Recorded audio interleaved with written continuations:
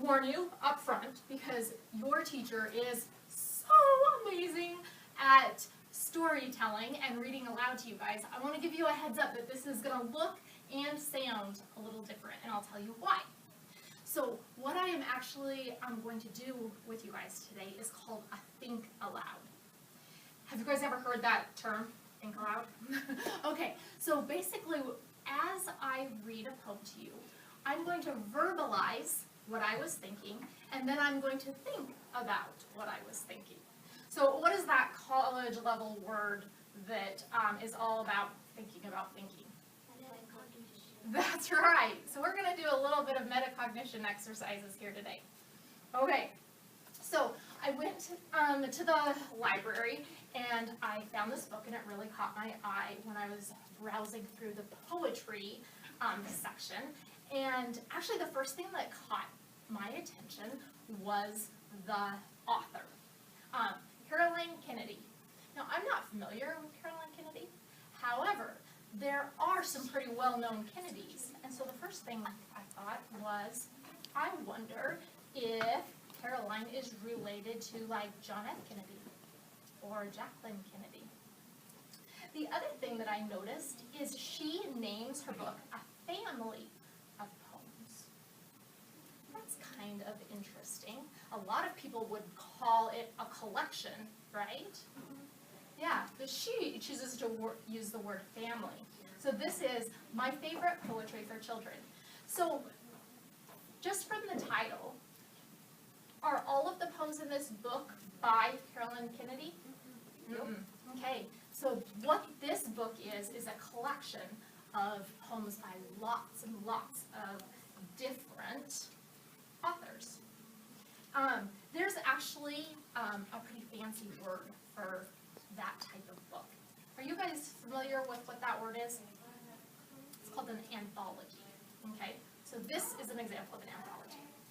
Okay, the other thing that I noticed is that rather than saying illustrated by, it says the paintings are by. And just check this out. The entire book is watercolor, which is actually one of my favorite kinds of paintings. So that was another reason that it really struck my attention. Okay, so here we go. I will share with you a very, very famous poem by a well-known author.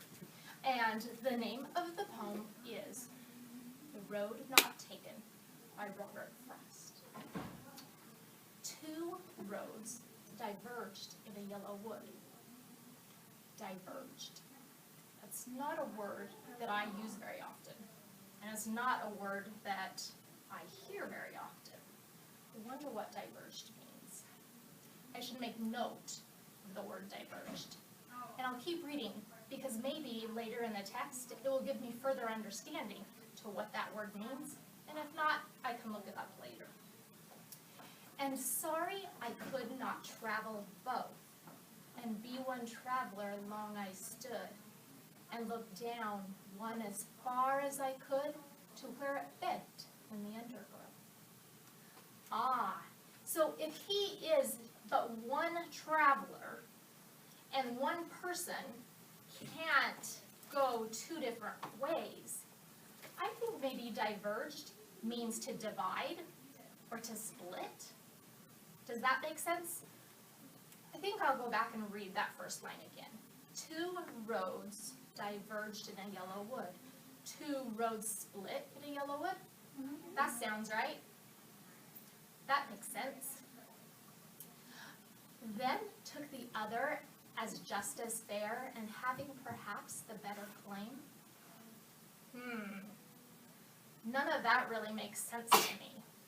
Let's take a look at some of the words. Fair. I've been learning that there are homonyms, and fair is a homonym. Like, if I were to pay the bus fare, then that is a fee. But this is spelled differently. This fare is F-A-I-R. So I can eliminate that fare. What do you guys think? What are some other meanings of the word fair? Like, spring, summer, there's this fair where you show your animals and stuff. All right, like the 4-H fair or the Johnson County Fair. Okay, so let's think about that. So we already know that he is in the woods and that the rodeo that he is on has diverged or split. Do you think that there's a fair going on in the middle of the woods? No. That really doesn't make sense either. Let's think about some other meanings. Michaela? Like, the fair, it's fair that we both can go. Oh, fair as in like it's just, or it's balanced. Let's look at that. Then took the other as just as fair and having perhaps the better claim. So if I have looked at one road and assessed it, wouldn't it only be fair or right to look at the other one? I think that works. I think that makes perfect sense. Because it was grassy and wanted wear, though as for the passing there had worn them really about the same. Interesting. So far we know that he has assessed the condition of both of the roads, and we also know that he is traveling. So he is going somewhere, and the road splits, and there are two choices. That's a big concept. We hear about choices all the time, don't we? Okay, so maybe I should keep that in mind. Choice being a big concept of this piece of poetry. Okay, here we go, third stanza. And both that morning equally lay, and leaves no step had trodden black. Oh, I kept the first for another day.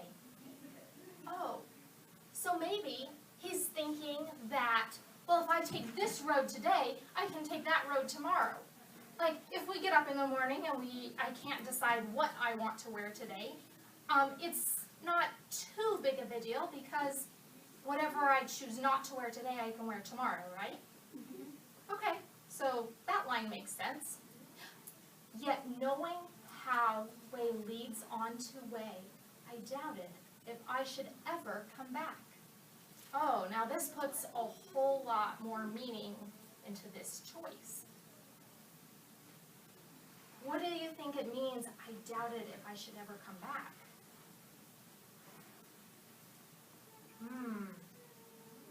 Does that mean that the choice isn't going to present itself again? Possibly. Okay. I shall be telling this with a sigh, somewhere ages and ages hence. 2 roads diverged in a wood, and I took the one less traveled by, and that has made all the difference. Okay, so, do you think that the difference was good or bad? We know that it made all the difference though, right? All right, so I wonder if we should reread this without stopping this time, without stopping and thinking about it, and see what we think. The road not taken. 2 roads diverged in a yellow wood, and sorry I could not travel both. And the one traveler, long I stood, and looked down one as far as I could, to where it bent in the undergrowth. Then took the other as just as fair, and having perhaps the better claim. Because it was grassy and wanted wear, though as for that the passing there had worn them really about the same. And both that morning equally lay, and leaves no step had trodden black. Oh, I kept the first for another day, yet knowing how may leads on to way, I doubted if I should ever come back. How many of you are familiar with Shel Silverstein? Oh, fantastic. Very good. Okay, so here again, we are going to monitor for meaning. which is making sure that we understand what we're reading. And I'm going to share with you my very all-time favorite Shel Silverstein poem. Okay, so you guys ready for this? Okay. It is titled Crowded Tub. There's too many kids in this tub. There's too many elbows to scrub. I just washed a behind that I'm sure wasn't mine. There's too many kids in this tub. All right. So, was there any words that we were unfamiliar with? No. Mm-mm. We pretty much understood the meaning of that poem, right? So, as readers, we can delve into other comprehension strategies. So, one thing that I delved into is the text-to-self connection. So when I was a little girl, I was the oldest of 5 kids. And we lived in this little tiny 2-bedroom house. And we only had a 10-gallon hot water heater. Like, that is equivalent to like 2 5-gallon buckets.